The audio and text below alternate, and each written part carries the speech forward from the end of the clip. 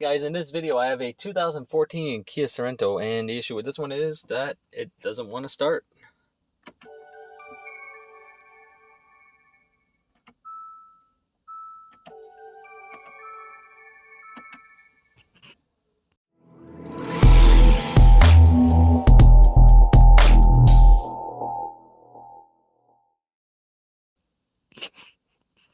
So I already have this car diagnosed, but I thought I'd make a video and bring you guys along, show you guys what I did and how I came to the conclusion of the diagnosis that I got.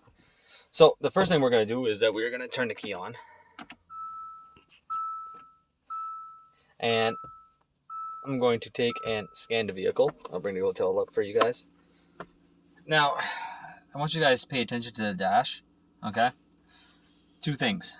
One, my check engine light is on.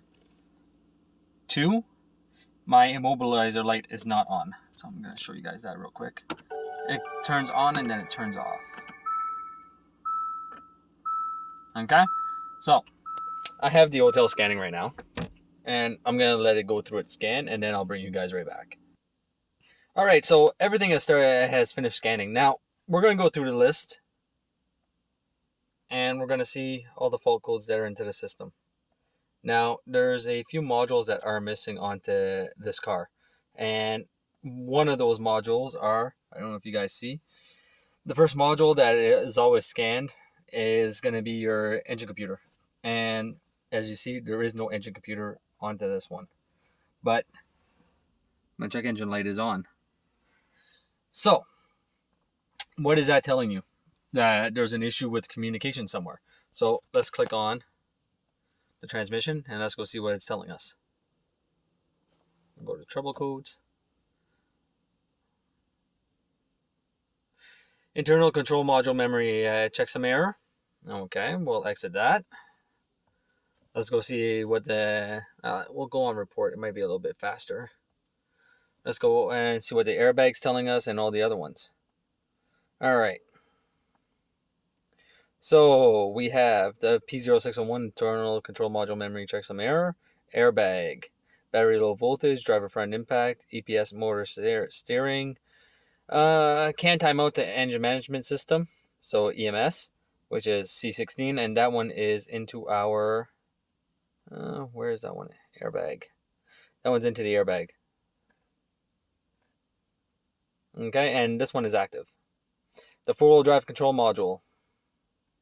Control module programming error, supply voltage missing, battery voltage high, battery voltage low, and vehicle variant CAN not detected.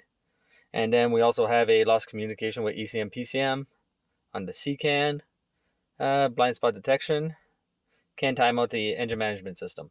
So even though we have a check engine light on, there, as you can tell, there is no communication going on with the engine management system, the ECM or PCM. So from there, the next step I did was that I went straight away to chuck a 5-volt reference onto my onto the engine. So I'm going to bring you guys along and show you guys what I found. All right, so I already have everything all set up. I'm going to take you through the process that I took in order to determine my issue. So next, we're going to turn on the meter. I'll bring this so you guys can actually see it.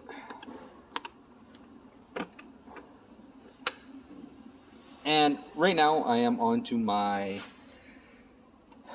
signal wire for my map sensor. Now on this wire we should roughly see about 5 volts, 4.99, 5 volts, something around there.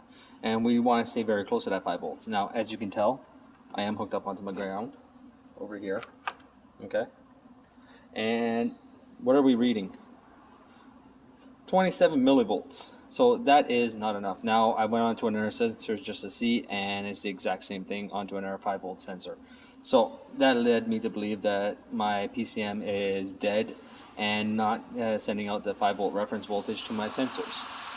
So the next step I did, I want to grab the wiring diagram. Now from the wiring diagram, what I ended up doing is that I started to check my powers and grounds for the PCM.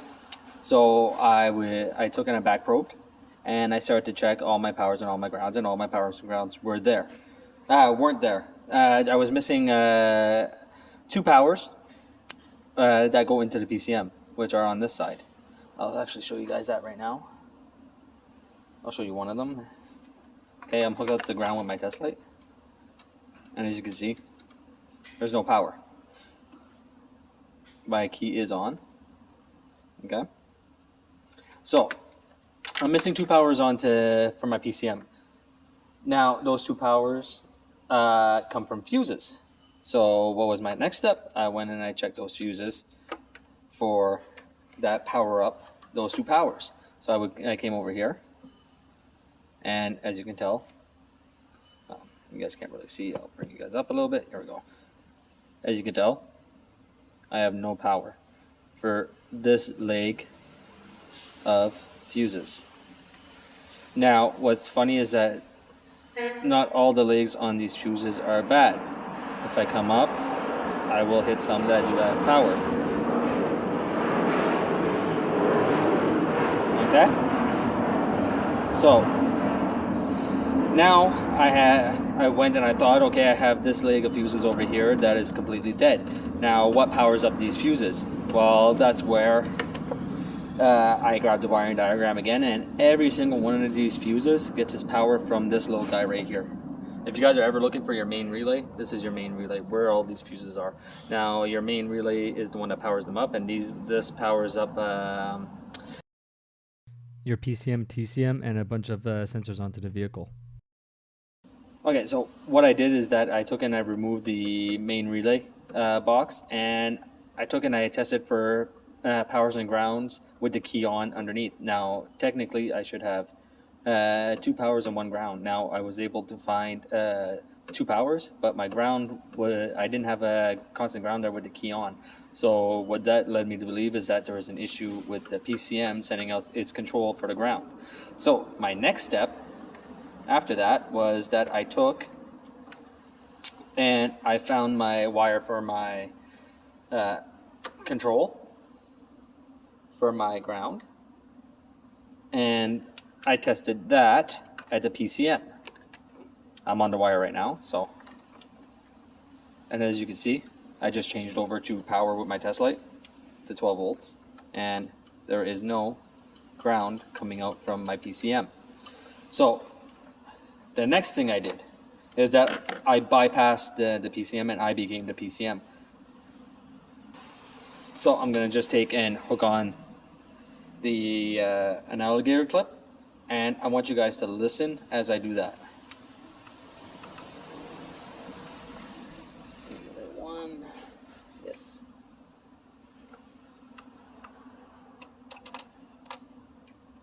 I don't know if you guys hear it, but now my main relay has just turned on.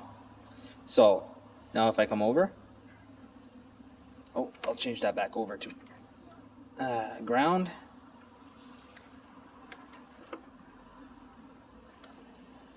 I don't know if you guys see the lighting now. I'm on the same branch of fuses that I was a while ago, but now I have power. And if I come over and test at my PCM, I have power. Another T-pin. Now we'll test for power at these pins again. Should have some power going on. There we go. So as you can see, now I have power at those two terminals that I did not have power on a while ago. So, but even with all that, I'll bring the scanner over real quick. So, bring the scanner back real quick for you. So we're gonna just go control unit, and even with all that,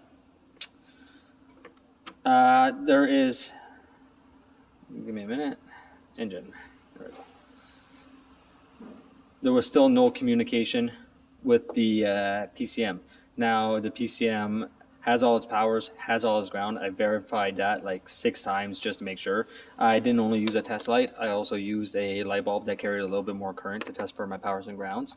On top of that, if we look over onto the scan tool, not the scan tool, but the multimeter, as you can see, we are still at 0 volts. Now I'm just going to go cycle the key real quick. I'll show you guys, even by cycling the key, it doesn't change anything.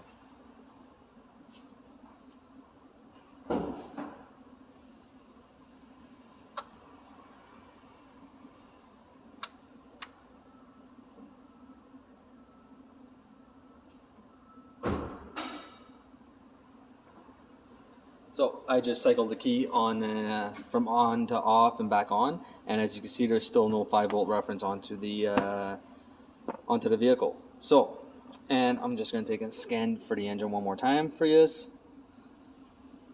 Oh.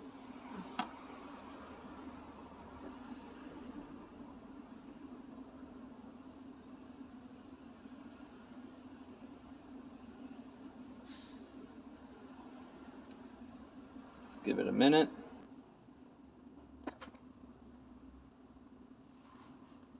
Sometimes it takes a little bit of time.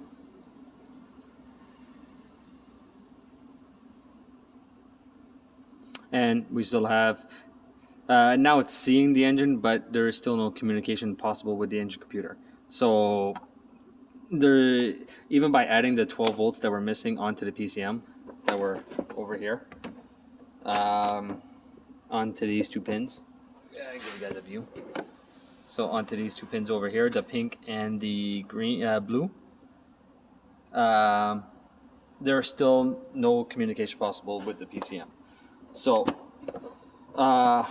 this one is going to need a PCM, and when it does come in, or if it does come in, I will take and I will show you guys afterwards that the powers and grounds and everything are good coming out of the PCM and going into the PCM, and that my main relay control is actually working, and that I actually have a 5-volt reference to go off of afterwards.